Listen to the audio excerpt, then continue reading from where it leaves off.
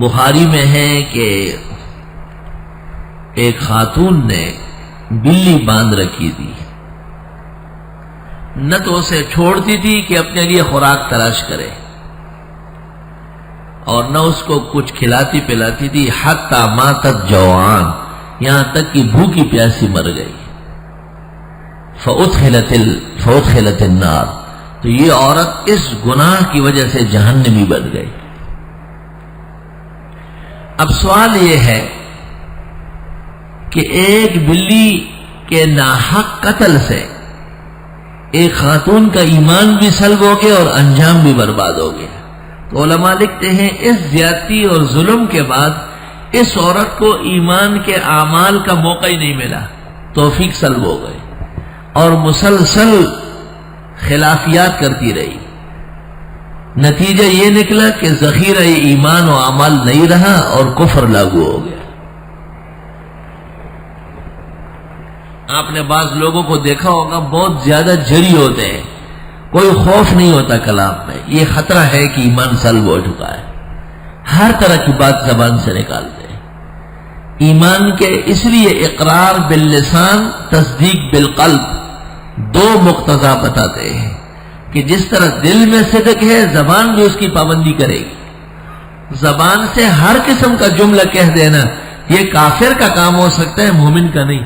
مومن کی زبان تو اقرار کر چکی ہے، وہ تو پابندی کرے گی، جو باتیں کہنے کی ہیں وہ کہنی ہے، اور جو باتیں کہنی نہیں ہیں ان کو بالکل تلفظ نہیں کرنا ہے۔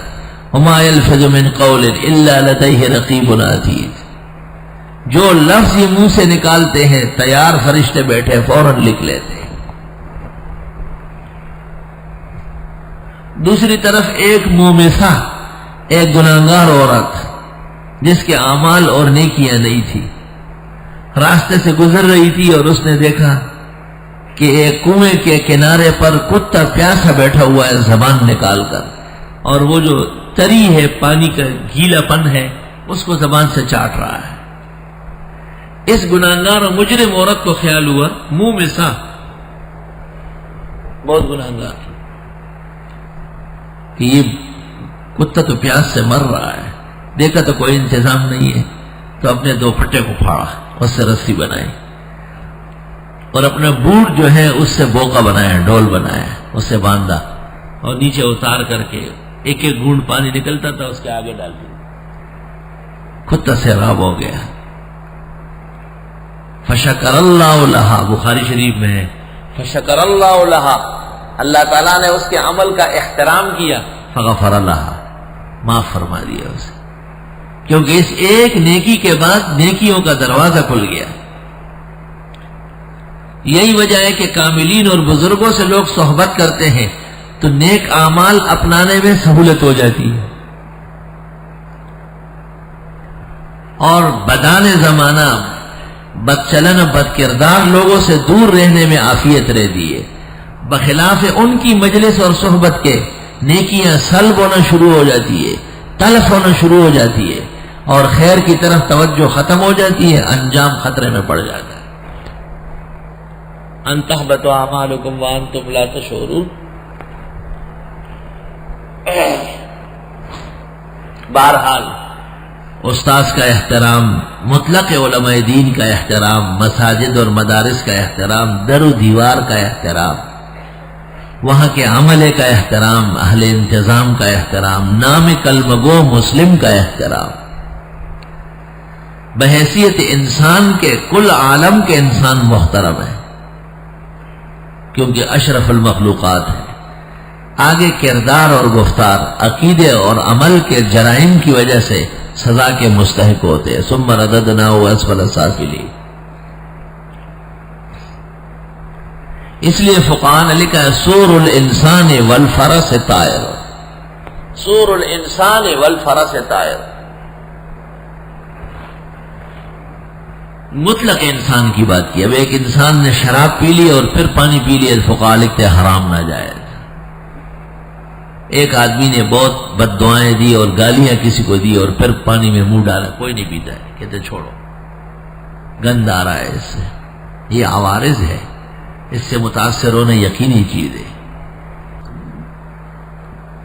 اللہ تعالیٰ نے پورے دین کے لیے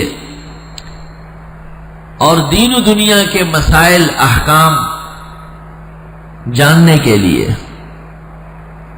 قرآن کریم نازل فرمایا ہے۔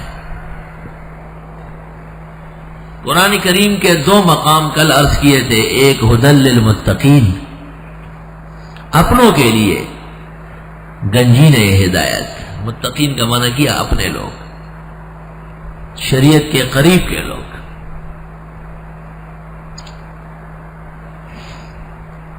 ظاہر پرہیزگار وہی ہوتا ہے جو شریعت کا اپنا ہو۔ اور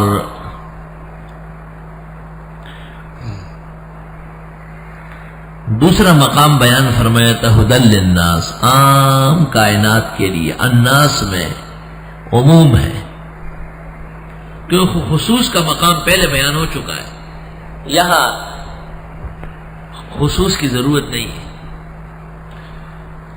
شہر رمضان الذی انزل فیہ القرآن ھدی للناس، اللہ تعالیٰ نے ایک بہترین کتاب رمضان شریف میں نازل فرمائی جو کل کائنات کے لیے ہدایت کا گنجینہ ہے۔ علماء نے آیت سے استدلال کیا ہے کہ اگر کسی کو اندازہ ہو کہ ایک غیر مسلم مسلم ہو سکتا ہے تو قرآن شریف پڑھانا جائز ہے۔ آداب اور انتظام میں جس جگہ آدمی رہے اور پڑھے وہاں کا احترام، وہاں کا ادب، یہ بھی ضروری ہے۔ جن ہستیوں سے علم حاصل ہو رہا ہے، جن ذرائع سے علم آ رہا ہے، جس مجلس سے علم میں برکت ہو رہی ہے، یہ تمام کے تمام اپنی اپنی جگہ محترم ہے۔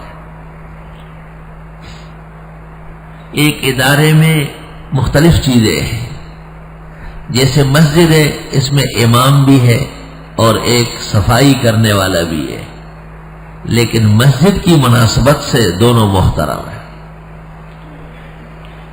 فقہاء نے اس کی مثال دی ہے کہ ایک مصلی ہے جس پر امام کھڑا ہوتا ہے، یہ بھی وقف ہے، یہ مصلی مسجد سے باہر نہیں جا سکتا، اور ایک لوٹا ہے جس میں لوگ استنجا کرتے ہیں، استنجا خانے میں رکھا، وہ بھی وقف ہے۔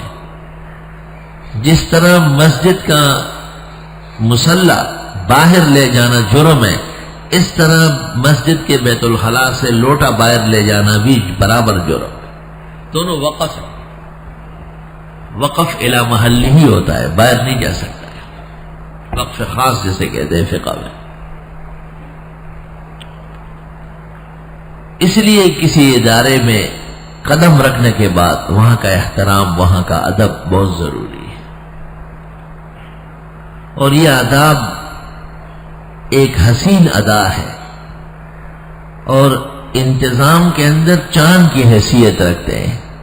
جیسے چاند طلوع ہو جاتا ہے تو رات روشن ہو جاتی ہے، اس طرح آداب کا جب مظاہرہ ہو تو پورا نظام چمک جاتا ہے، دمک جاتا ہے۔